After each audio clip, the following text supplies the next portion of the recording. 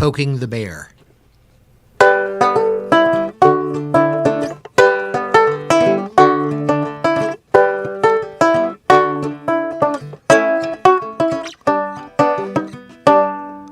All throughout my life, I've heard it explained that with nothing ventured, nothing can be gained.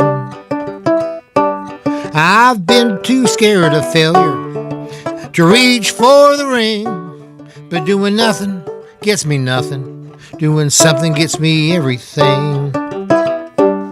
It's time I try to set things right. Time to bring my dreams back into sight. Time to get my courage up and step into the lair. Time I was poking the bear. What do I want to do? What do I want to see? What do I want to fear? Who do I want to be? Won't get there by retreating. I'll do what I must to take believing in myself and just a little trust. Time to take the first step. Time to go where the secrets are kept. Time to pull the curtain back and seeing who hides there.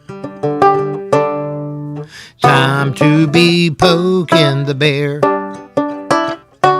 Poking the bear to find out what my future might hold. Poking the bear, it's time for me to do something bold. Poking the bear, it's right at the top of the list of what I need to do to help me find my bliss.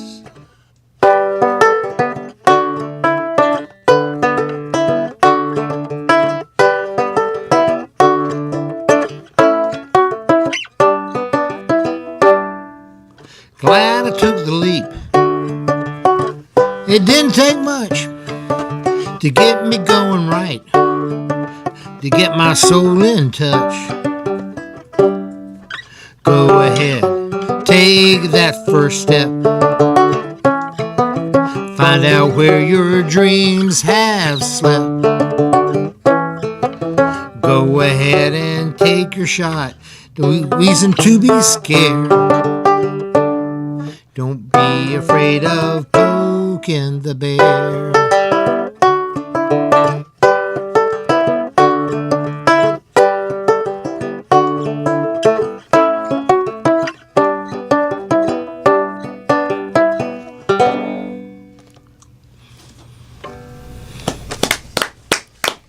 Thank you. Had some overdrive in that last note. Yeah, that was cool. I like that. This thing needs like 2 days to get used to a room. Well, you called it a banjo, but tell us how that's tuned, Doug. Well, this is a 1929, as best I can figure out, S.S. Stewart tenor banjo. S.S. Stewart was like, I'm going to get all ethnomusicological on you. S.S. Stewart was a major manufacturer of banjos in the late 19th century. After Mr. Stewart died, his sons kind of hoard out the name and was having them made everywhere for anything. And the best I could do in the research was that this was probably made in the Slingerland Drum Factory. Oh, cool. In Chicago. And like I said, 1929 is about where it is. But I bought it at the Liberty Antique Fair, where they were selling. I mean, generally these sell for about $500, which isn't all that much for a vintage kind of thing. But I bought it for $125 because it was intended as a wall hanging. Yeah. I'm going, nah. I'm going to do what I can. So I built a new bridge, bought some, historically accurate tuners for it.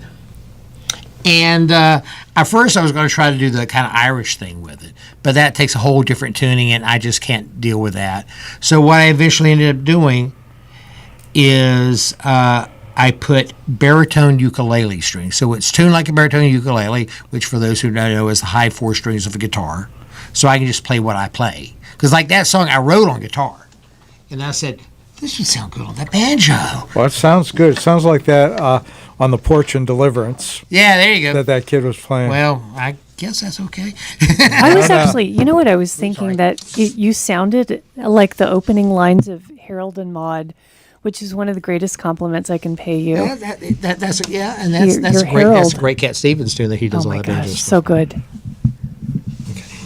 Well, we switched instruments. We have an all mahogany Martin Yep. now in front of us. Yep. Awesome. My triple lot. Okay, let me make sure.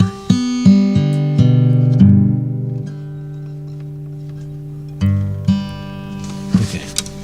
If the G string and the G on the E string are together, pretty good. Okay. All right. So, do you want me to go straight to it, huh? Everything I'm kind of intending to play. If I need more, I can go to older stuff. Is stuff I wrote in the last 2 years. Awesome. So that's what I thought I'd do, because that's about how long it's been since I was on here. So, because y'all are so popular and have a waiting list and all these people wanting to play. And this one's got stories about how it came to be written and rewritten and all that. This song has had more rewrites than about anything I've ever done.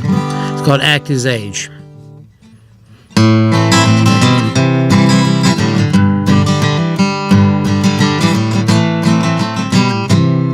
Was told at this point in his life to avoid all stress and strife. Was never one disengage. Don't tell him that he should act his age. Might be a bit long in the tooth. Still has 3 chords and the truth.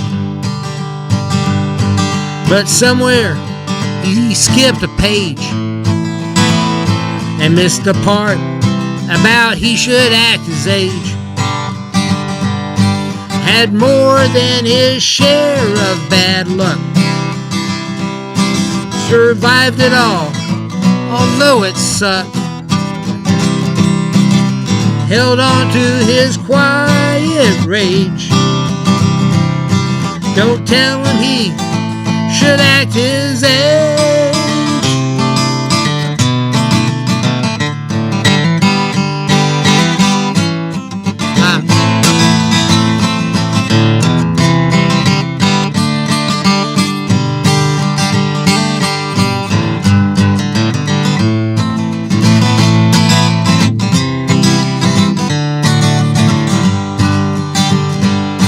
He keeps his guitar by his bed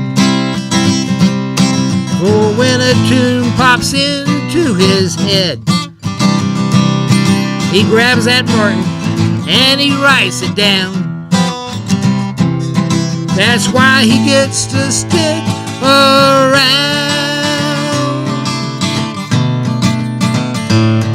No matter how many times he breaks, no matter how his joints may ache,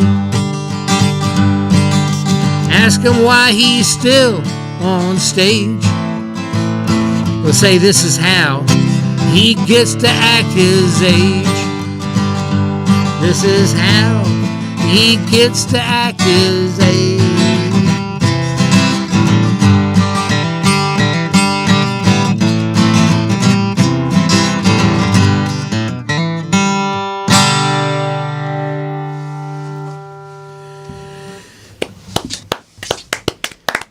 Are those fighting words, Kirk?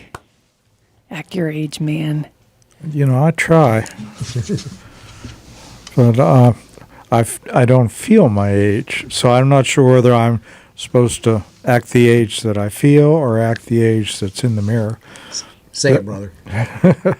Doug, you had said as a lead into that song that it's gone through a good many rewrites. Is that common for you as your songwriting, or do some just come out perfect band? Oh gosh, there's quite the journey there. I mean, I used to be, and I know I've said this every time I've been on the show. The band NRBQ, great band, we all know them. Their whole thing is they never change anything once it's been written down. A single lyric, nothing gets changed. And I kind of like that, but the point with them is the song and the fun and all that. It's not about the words. But when we do this, people are listening to the words, and it's an important part of what we do. So I had to kind of come around to that. When I first wrote this, it was at my age. It was a little more personal, and I played it at a circle. And there's a couple of things that can happen in a circle. People love it. People say, Doug, you need to take that back and work on it some. The worst thing that happened is tumbleweeds. And I got tumbleweeds. I'm going, I thought this was a good one. And you know that some of your songs aren't good. Everyone, we all write clunkers. I said, I thought this song was better than that. So I played it for my girlfriend, Rosser, and she goes, yeah, it's too personal. You need to take a step back. And then I sent it and talked about it with Joe Newberry, and he had some wonderful ideas, and we spent like an hour on a Zoom thing, breaking it down line by line by line, and we kind of fixed it. Well, if you're going to do that with somebody, Joe is a really good one to do it with. Yeah, I've done many songwriting workshops and things and all that kind of stuff with Joe, presenting them, being at them, and all that kind of stuff. When you said line by line, so it's the words that changed? Or? Yeah. I mean, there were a couple of things changed in the music. It was a little more crooked, so to speak, to use a bluegrass old time term. With a short verse, a short chord in there, and all that kind of stuff. But we kind of evened it out and stuff like that. So I tried to make it back to first person for a while in this shape, and then I said, nah, it's better third person. It's kind of a Guy Clark thing like that. Everybody, we are here with Doug Baker. You can follow Doug's adventures, DougBakerMusic.com, just like it sounds. And Doug, in addition to being a fine songwriter, is a noted music teacher. And Lucy, you got to do some lessons with Doug? Yeah, I did. Was that on the computer or over there in Greensboro? It was on the computer the whole time. Tell us about that. How is it that when your teacher is there on a screen, was that come natural? I thought it was a lot of fun. I always had literally the best time. And we were able to go over everything on a Zoom call. So good. Well, and also it was during the pandemic when I was looking for absolutely anything and everything to make sure Lucy was still engaged in her life. And you just came along in the way you did everything. Like, you really did seem to have a good time, Lucy. And I think do you still play, Lucy? Yeah, like, you still play. And I think that's a testament to a good teacher, is that you gave her the foundation where she can keep learning and growing on her own. That's good stuff. So, Lucy, you've shared some of your own songs here with us. Are you doing any songwriting still? Kind of. Not really, though. There are probably things in high school I was about to say to write about. Tell you what, she just finished. We ended it at midnight last night. She wrote a wicked good presentation on aluminum, or as we found out last night, aluminium, which did not know. Yeah. Well, so you've been talking to Gabriella then, after all. Right. So good job, Lucy. I'm proud of you. Thanks. We'll write songs later. Doug, enough of the chit chat. Time for some more music, if you please. Okay. This is actually my newest finished one. There's another one that's like 95% there, and I thought about putting it over the finish line for this, but no. I don't play anything anymore until I play for Rosser first. So you just know the rules, man. Yep. That's it. That's the rules. Yep. Capoed up high, so I gotta really be careful with the tuning here. Okay. This is called One to Say.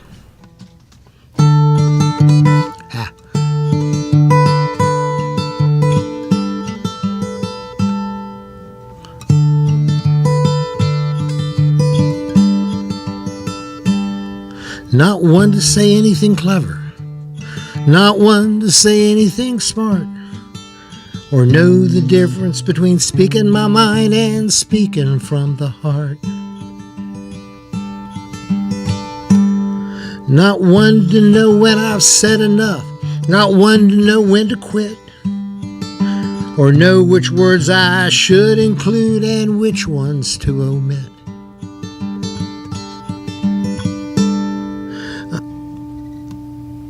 Hold on. Okay. Know that I'm not one to say how one should go about finding their way, but I'm the one to say the things I know to be true. I'm the one to say I love you.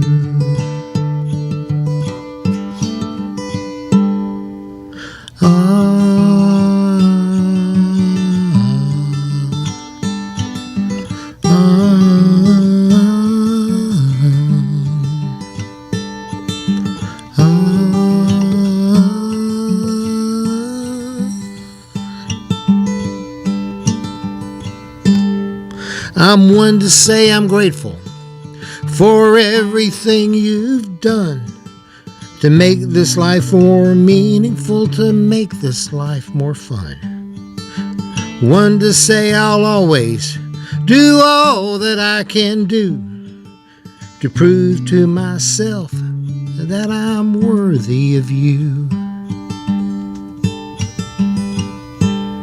I'll always be one to say thank you for coming my way, making me the one to say what I know to be true. The one to say I love you. The one to say I love you.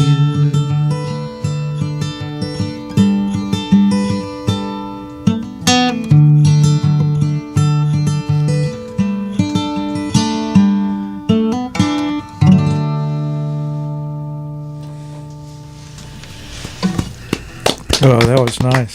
Love that. Thank you. First time it's been performed, actually. So.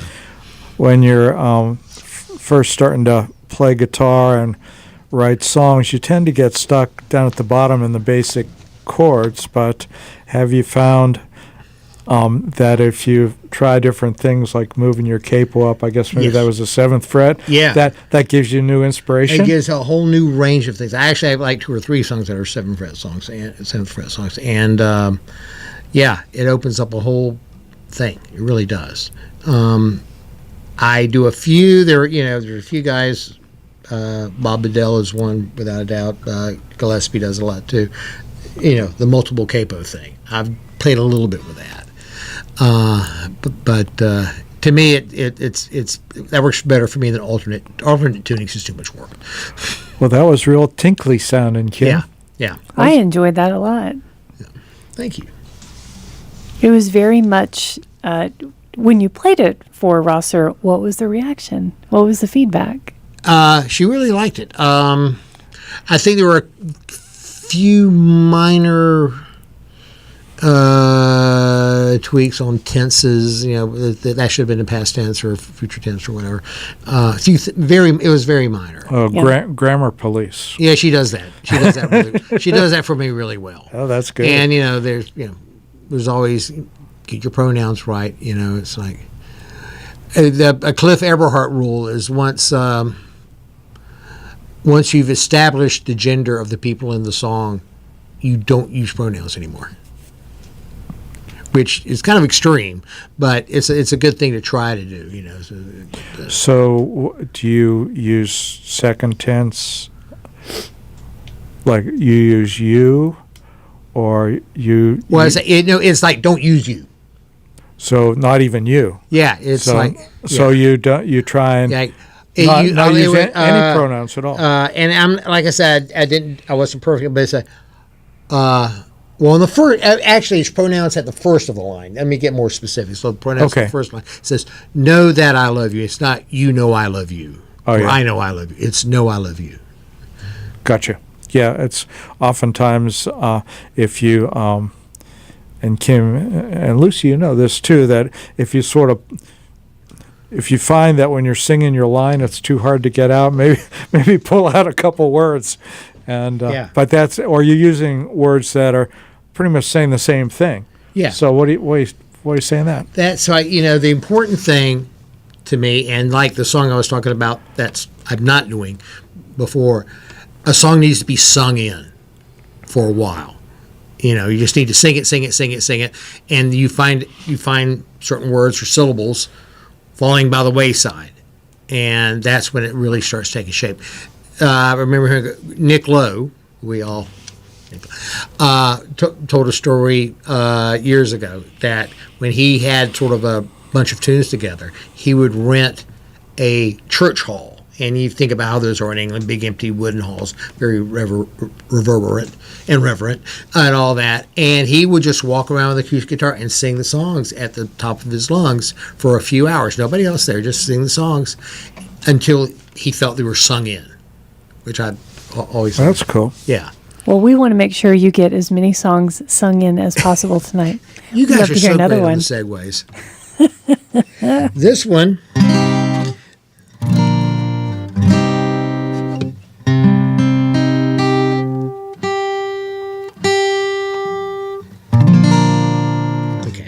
This one comes from a completely different kind of thing. This is the first song I have ever written inspired by a book. The first one? Yeah. Wow. I thought everyone did that.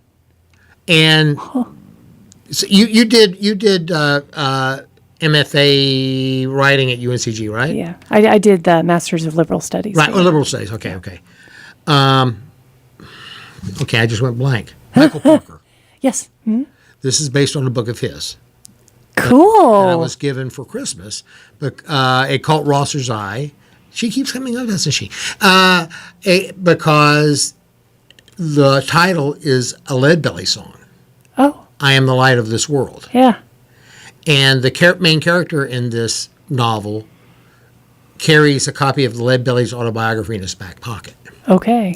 Doesn't do him well. I guess maybe it does. It can change about a path, because what was attractive to me as I started looking at it was that the main character, Earl, which is what the name of the song is my age, but this is like in 1973, so he's 17. Mm. And I remember, at that age, life was like the song Mama Told Me Not to Come. Somebody's parents are out of town, you go to a party and there's stuff going on, you're going, I got to get the hell out of here, or something like Lucy. that. Are you paying attention to this, Lucy? Mama already told her not to. Yeah. I did.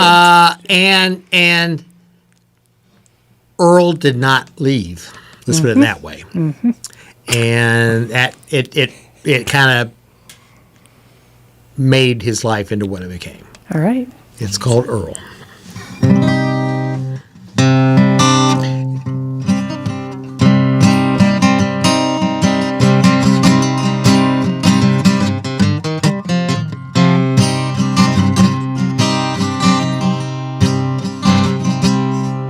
My dad was not around much, pretty much left us alone. Mama couldn't cope, spent her whole life on the phone, leaving me to figure out this life on my own.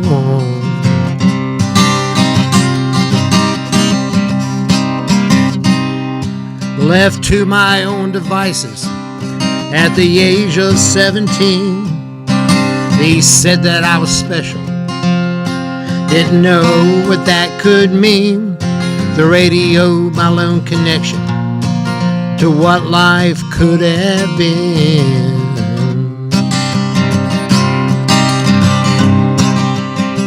I took a shining to a girl who she didn't seem to mind. To me she was so beautiful, to me she was divine. Said her mom was sick in Austin, And if I drove her there, it'd be so kind.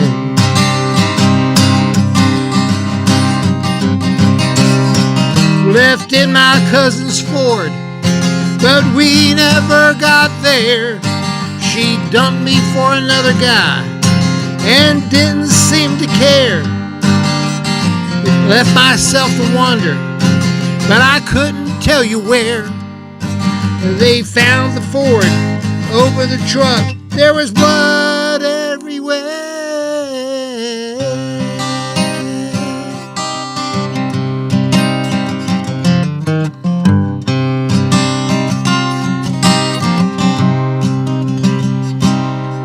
They never found her body.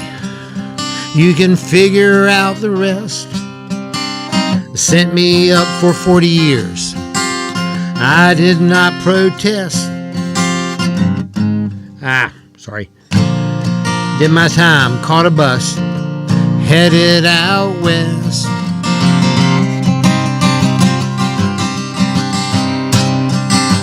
And I found my way to Oregon to find some peace of mind. Found some rooms to rent. The woman was so kind. Thought this might be a chance to leave my past behind.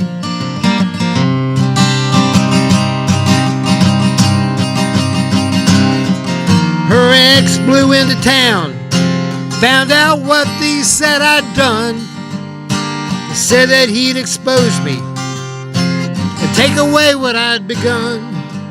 I blacked out for a moment, found him in a pool of blood. Went and packed my bag, walked away. Walked away, no need to run.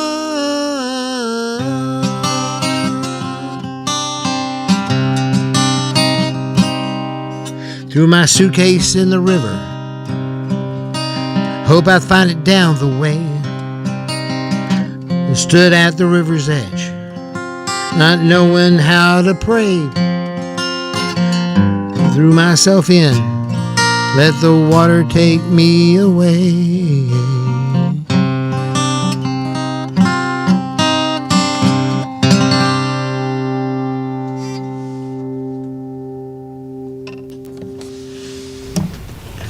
Let that guitar ring. Yeah. What was the process of writing? You told us about the song, the history, but the process of writing that, what did that look like? Well, of course, you can't completely get a book in a 3-minute song. So I just try to hit, I guess, probably the better way to put it is that it's based on the book. Okay. Like a TV series would be based on a book or something. TV show would be, there's a lot left out, and I'm not telling you everything at all by any means about this book. It was one of those books that I really liked it, but I didn't like the ending. Okay, fair. A lot of those. Yeah. And reading a lot is a new thing for me over the last couple of years. We started a book club with some friends, which is, it's an excuse to have dinner and drink wine and talk about a book for 10 minutes. And it's pushed me to read a lot more than I ever have in my adult life. Very cool. Yeah, I'm really enjoying it. Well, you have to stop reading for a moment because we are now at the top of the hour. It's just about 7 o'clock, and you are listening to WHUP LP Hillsboro. I think we just satisfied the FCC. And we have a second hour sponsor. So, Doug, you know what to do. Doug, if you would hold up that cardboard box. Hold up the guitar? No. Hold up the banjo. Yep. Our second hour is brought to us by Matthew's Chocolates, sweetly provided by dear Matthew, who is at 104 North Churton Street, kind of kitty corner from the studio, if you know where we are. He packs a box full of sweets for the week for our guest. It's all in there. And because Doug is not a bass player, he will not be devouring it live on air tonight. It's a they thing have with no couth. Just no couth. They're couthless. It is wild watching them do that. Right now, Matthew is fixing to put out his gelato and his sorbet, and he's got cookies, and he has chocolate-covered fruit. And I will advise you to go get some while you can now, because what I did not know, was educated last week, is that climate change is affecting the accessibility and price of chocolate to where we want to make sure we can still afford it. So if you like chocolate and you like things covered in chocolate, go down there now. He's open Wednesday through Saturday, and go get yourself some goodies. He's often there. Everybody, the show is Pass the Hat, and thank you for joining us this evening. We're here every Friday and have been for over 10 years now from 6 to 8 o'clock, bringing you the finest in local, regional, and national original music. And you can listen to the audio of the show as well as dozens of other shows on WHUPFM.org. But for the last good many years, I think 5 or 6 years, we've been bringing you video stream of as we are tonight. You can just Google at WHUP Ask the Hat, or go on our Pass the Hat Facebook page, or go on YouTube and the other short-term streaming services. But YouTube archives all of our shows, and we have hundreds and hundreds out there for all time. And tonight's show with Doug Baker will be posted out there a little bit after 8 o'clock. Yep. You can watch them for 2 weeks on Twitch and Facebook, then they will remove them. But YouTube, as long as YouTube allows, they'll be there kind of ad infinitum. And then, of course, at WHUPFM, as you said, that's going to be there forever. And y'all have got like 1,000 shows up there, right? Like thousands. Am I right about that? Millions and millions. Doug Baker, we mentioned earlier that you're a music teacher. Are you still taking new students? I would love some new students because, we're hitting the end of the school year, and in 2 weeks, I lose about 2/3 of my students for weeks. In school, you're affiliated with the public school system? No. Well, there is a yes, sort of, kind of to that, in that I do also do some substitute teaching in middle school and high school bands and orchestra and stuff like that. My primary thing is private guitar, ukulele, bass, whatever teaching. Even had a mandola student once. Wow. People of all ages? People of all ages. The bulk I had of what I had. Actually, the song Poking the Bear, the one with the banjo at the first, was about taking a little leap of faith. And that leap of faith was my roster was down significantly. I mean, I started building it up after the pandemic, and things were going okay, but then it kind of slipped back down again, and I was really getting frustrated. So my son, who is also a music teacher, he is a school-based music teacher. He and I were talking, he and his fiance at the time, now his wife, he goes, "Why don't you call Kids Ahead?" Kids Ahead is an after-school program that is at a church across the street from the elementary school where he went. And he went to that after school. And then when he was in college, he worked at that after school. So he knows everybody. I know a lot of the people there. Why don't you call them? Because he had people come in and tutor Spanish and tutor this and do that. Why don't you go in and be a guitar tutor? So I called the people up, thinking that, okay, if I could pick up 6 students or something, that'd be great. I picked up 12 immediately. Excellent. And now I have like 19 there. Yeah. And then I also have about between 10 and 12 that I teach at home. I used to rent space at a church for teaching, and gave that up when I moved into a house that had the space for me to do that.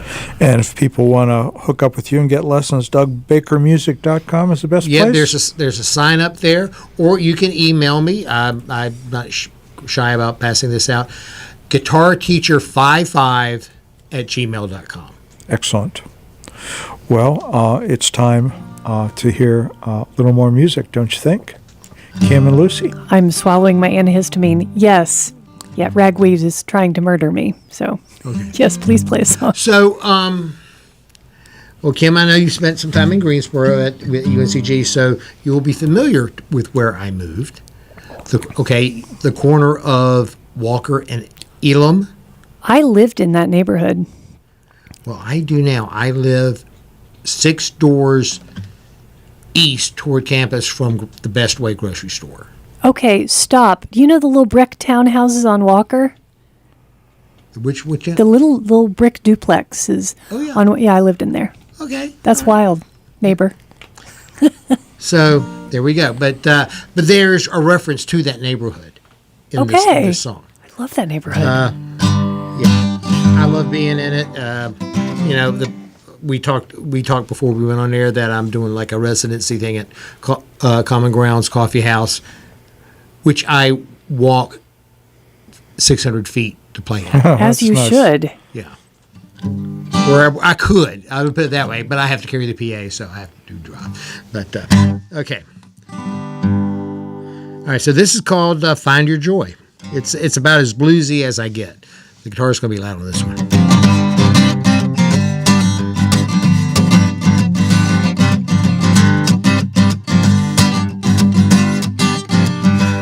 Well, there's a fella in front of the Best Way, playing the blues he best he can.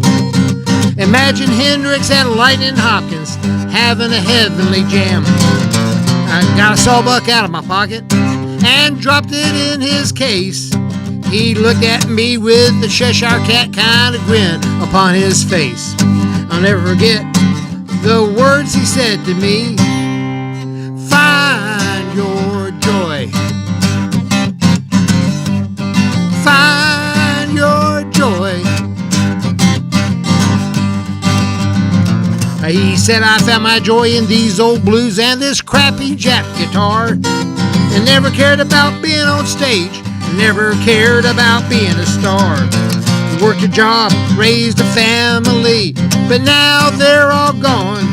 That's okay. The one thing we do in this life is we keep on keeping on. These words will work for you just like they did for me. Find your joy. Find your joy. Your joy might be in the books you read. Your joy might be in your song. Your joy might be in that mangy mutt that follows you along. Your joy is like a garden. Go ahead and plant the seed. The fruit it bears will take good care of you in your time of need.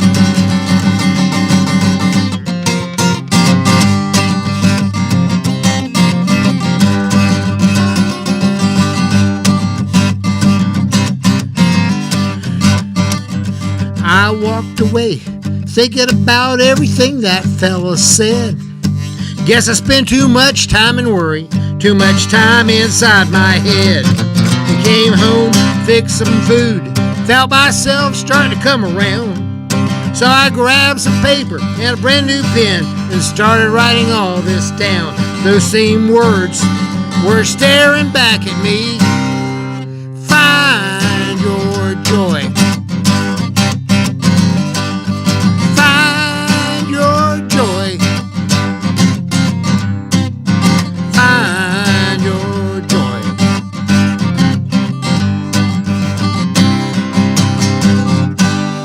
I haven't really figured out how to end that one yet. You ended it pretty good.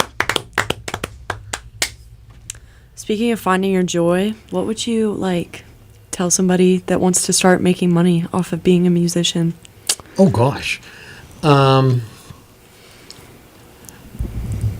this isn't quite as callous as I mean for it to, but find something else.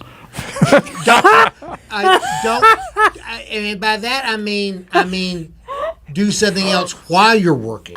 Oh, there you go. on doing it, because the way I look at it.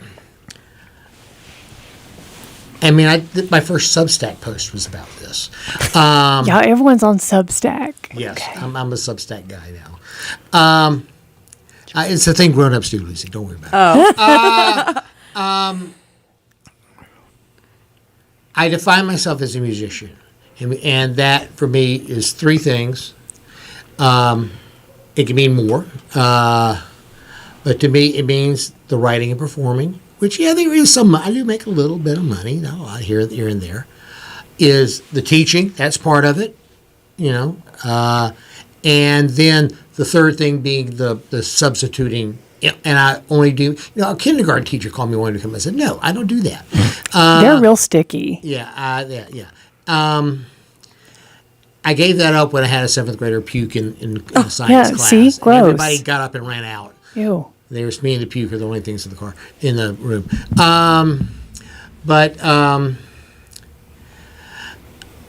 And so that's thing 3. I'm actually trying to redefine what the third thing is right now, because the it's getting less and less as the lessons increase. I get less time to available to sub, but and that's not a bad thing. But there still needs to be a third thing. So I do multiple things, and that's what I would say. If things develop in a certain way, yeah, it can be more of what you do, or maybe even all of what you can do.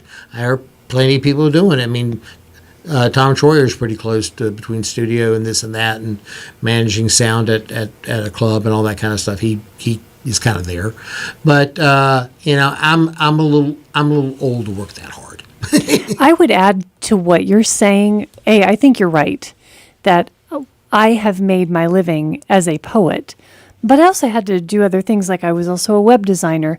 Here's what I would add: if you're going to be a musician and do it to support yourself economically, you also have to have a bit of a business head, or you need to have a friend or someone you trust who manages your business. We hear from musicians all the time. They roll through the show and they get real frustrated because they're not getting booked, or, lots of frustration about all the things. And I so much want to say, but you've got to get your business self together, because it is a business. I mean, Kirk, you've successfully done bands and you coordinate various events. And I would argue that you have a decent business head, wouldn't you? Well, I would hope so. I mean, I try to be careful, but there, as I think Doug painted the picture well, that and with people like Tom, it's not just writing a song and hoping somebody will buy it. There's a whole array of opportunities.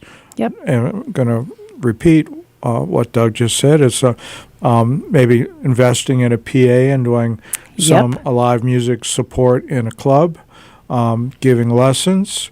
We have a lot of festivals in North Carolina. I've been fortunate to be affiliated with Durham Centerfest now this will be my 14th year, and so I'm reimbursed a little bit for that, and then to play out. And if you're going to play out live, make sure your friends come and put money in the tip bucket. Yep. And, you can have the dream of going to Nashville and, becoming a hit songwriter. And indeed, some people have done that. So don't want to abandon your dreams, but make sure that you have enough diverse activity. And then circling back to what Kim just said, to run your business there. And now that we have the internet and social media and things, there are all sorts of networking and connecting opportunities that you can do about getting relationships with clubs, other performers and things like that. So it's and having a side job doesn't hurt. Yep. And I would add, Doug, also you're just likable. We like having you on the show. People like working with you, and I would like to hear another song. Okay. This was a little, I played a couple of frantic ones lately, so this one's a little easier going. But there's still whatever the struggles and all that kind of stuff's in it too. This is called After a While. How does it start? Oh, yeah.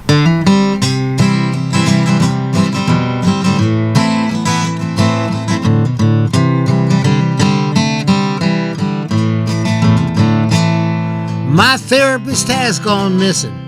He's not responding to my text. I know someday I won't need him, but I swear I ain't there yet. There's still things that I ain't figured out, like how to hit the curveball and what my life's about. My family won't come visit, work issues, so I'm told. I've been the one to make the effort, but now I'm getting old. Would they come to my funeral? I guess they might. In my dreams I don't have one, clearly out of spite. And I roll with so many punches that bitterness could never be my style. Things are bound to get better after a while.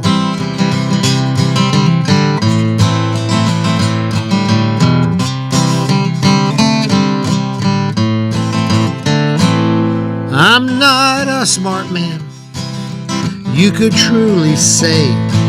When something isn't right, I'll go ahead and do it anyway. I'll make the wrong decision whenever I can. My dreams all strewn about this desk full of dusty plans. And I'm tired of living in the margins. I'm tired of living in the wild. I hope to find my way home after a while. Feels like I'm starting over again and again. I need to find a purpose. I need to find a friend.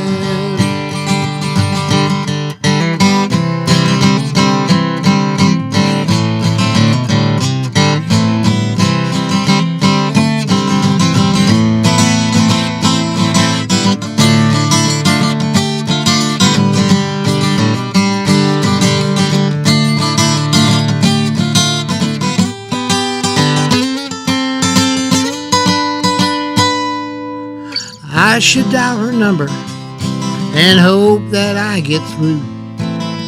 Tell her that I'm sorry and how much better I'll try to do. I'm oh so tired of being alone. I'll give her a call as soon as I find my phone. And you know I'd swim the 7 oceans just for a chance to see her smile. I'll head out to see her after a while.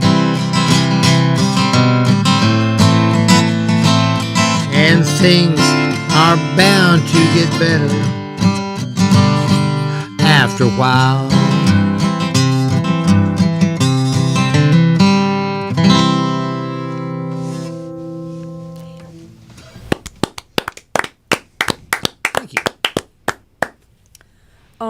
When did you start playing guitar? Oh gosh. First, it was a baritone ukulele first. I was about 10 maybe, or yeah, 10 sounds about right, maybe 9. All of my family was musical. My father was a great singer. Yeah. My uncles all played guitars and ukuleles and stuff. I have an uncle who's in the Beach Music Hall of Fame. No kidding. Yeah, Wow. he was played Hammond organ with a group called the Monzas. That's cool. Yeah, he played a Hammond organ with his right hand and a Fender piano bass with his left. Pre Ray Manzarek. Gee. Anyway, I started off with the baritone ukulele. My uncle I was just speaking of taught me like 3 chords. I think it was a D7, a G7, and an A7, which are all like 1-finger chords on the ukulele. And within like an hour, I figured out that those chords would create Ode to Billy Joe.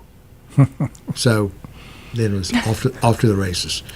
Got my first guitar not long after that, and just kept playing a little bit. And in high school, I started getting pretty serious about it. Started my first band between my junior and senior year of high school. Very cool. Yeah. Well, you started there, and now you have someone on Facebook, John Gillespie. Hi, John. Thanks for listening. Hey, John. Is asking, he's saying you sound great, and he wants to hear when and where you're playing at the Dunleith Porch Fest. Tell us more. Okay. Now, for those who aren't familiar with Dunleith Porch Fest, Dunleith is a kind of historic neighborhood in Greensboro. Yep. Beautiful old houses that over the last 20 years or so were all restored and made really nice. It's kind of like maybe Boylan Heights in Raleigh or something like that. But all these old houses have beautiful large front porches. So about 9 years ago, maybe, or something, 7 to 9 years ago, their little neighborhood association said, well, why don't we kind of celebrate our neighborhood by having people all come and play on our porches one Saturday? That's cool. And I found about it too late to get on the first one. But I've been on I played it every time since, except, of course, the 2021, I guess, was canceled for COVID. But let me, because I had that on my I had that kind of dialed up, and now I lost it. I am playing at Dunleith Porch Fest at 1 p.m. I know that much. When does this take place? What date? Huh? What date does it take place? Okay, the date is June 7th. June 7th. And it starts at 11, I believe. Okay. And so there's 45-minute sets at several houses. There's a lot of strategic demographic thing they got to do. Is this was over here, this was over here, this was over here. So they're not too close together. And then all the houses next door to them play the next spot or something. But until about 5, I play at 1 p.m. at 891. 891 Percy Street, 691 Percy Street. It's a big house. Of course, as it's got more popular, it's expanded. Some of it is like on the outer fringes of the neighborhood, and I played that the last couple of years. And I started kind of complaining about it. Well, I never out loud, of course, but I was kind of. But I always had people come.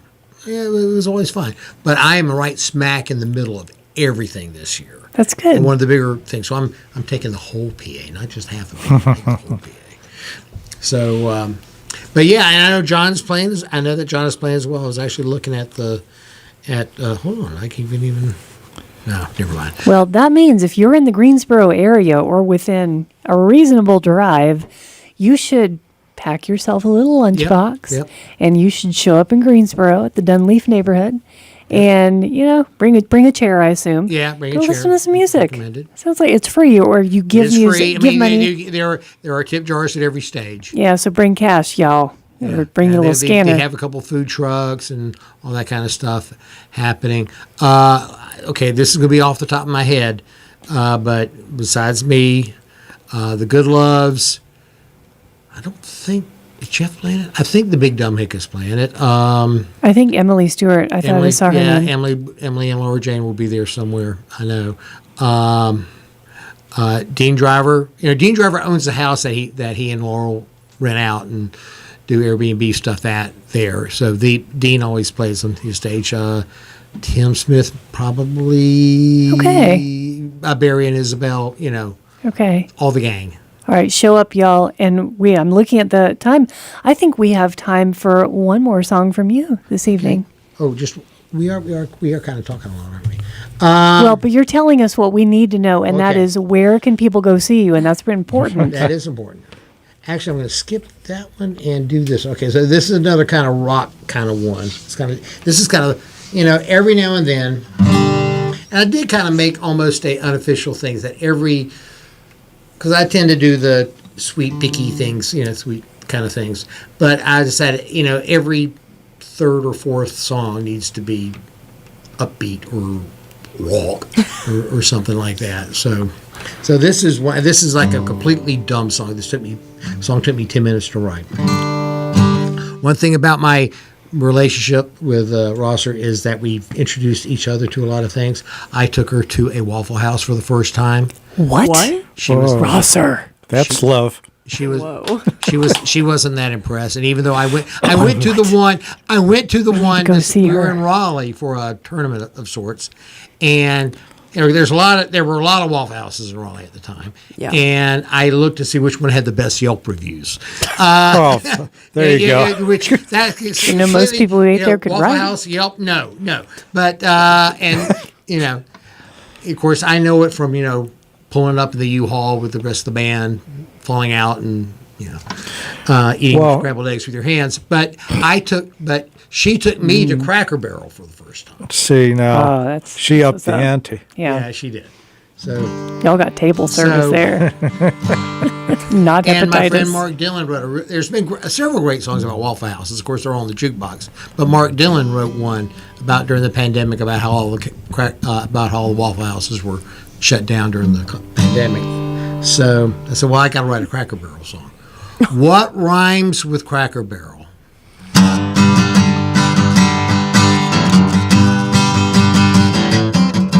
Well, I'm feeling feral at the Cracker Barrel and don't know what I'm gonna do.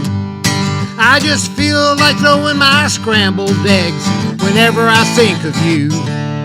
I hate to risk it, 'cause I like the biscuits, but you left me feeling oh so blue. Well, I'm feeling feral at the Cracker Barrel, but don't know what I'm gonna do.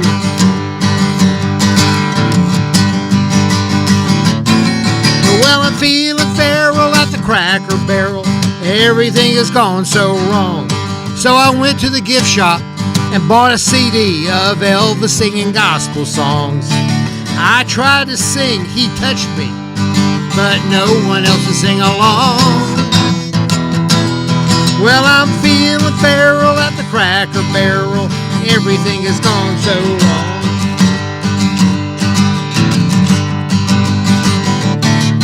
Well, I'm feeling feral at the Cracker Barrel. I guess they're gonna throw me out. They didn't like it when I took my bacon and shoved it up my snout. It's a shame because those biscuits are so good. They make me want to jump and shout. Well, I'm feeling feral at the Cracker Barrel. I guess they're gonna throw me out. Yeah, I'm feeling feral at the Cracker Barrel. I just know they're gonna throw me out. That's it. And the Grammy goes to... Y'all have been listening to a most delightful hour with our dear friend of the show, Doug Baker. You can catch him at a lot of places this summer. So go to his website, DougBakerMusic.com, and also show up on June 7th at Dunleith Porch Fest. Yes, you will have fun. It's and guaranteed. On Saturdays at Common Grounds on Saturday morning. A monthly Saturday. I will go ahead and tell you the next one is on June 14th. All right. And this is the thing I always do, me and somebody else, and I will be joined this time by my good friend Dean Driver. All right. So you know what to do. We're going to kick off Doug's playlist that he prepared for us tonight. Do you remember the first song? Is Mansion on the Hill. The Mansion Above? All right. Mansion Above by Kieran Kane and Raina Geller. All right. Let's kick that off. We'll start cleaning up the studio. We'll come back and outro the next song. The Mansion Above, Kieran Kane, Raina Gellert.